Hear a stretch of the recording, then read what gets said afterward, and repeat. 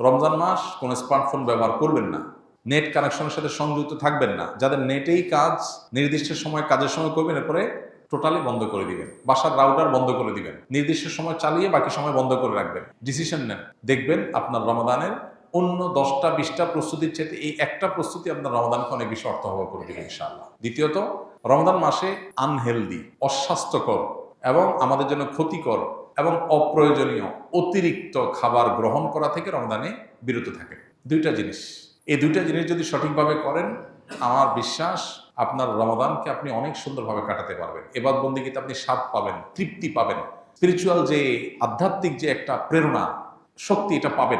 এই যে চোখের জেনা হয়, ডোপামিন সোশ্যাল মিডিয়াতে একটার পর একটা আনন্দ, বেদনা, হাসি, বিভিন্ন ইস্যুগুলো আমাদের মনোযোগকে বিভিন্নভাবে বিক্ষিপ্ত করে ফেলে। এরপর ইবাদতে মনোযোগ হয় না, না তারাবিতে মজা পাই, না রোজাতে, না তাহাজ্জুদে, না দোয়াতে, না তেলাওয়াতে কোনো মজা পাই। এগুলো থেকে আপনার সঠিক সুফলটা পেতে হলে আপনাকে নিয়ন্ত্রণ করতে হবে দুটা জিনিস। অনেক জিনিসের খোলাসা দুটা জিনিসের মধ্যে চলে আসবে। অতিরিক্ত খাদ্য গ্রহণ, অস্বাস্থ্যকর খাদ্য গ্রহণ না করে পরিমিত ভালো খাবার গ্রহণ করেন, স্বাস্থ্য ভালো থাকবে, ভেতর থেকে শক্তি পাবেন।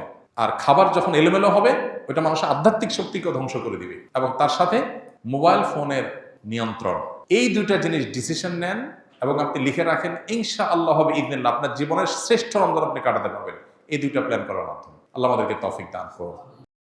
আস-সুন্নাহ ফাউন্ডেশন, উম্মার স্বার্থে, সুন্নাহর সাথে।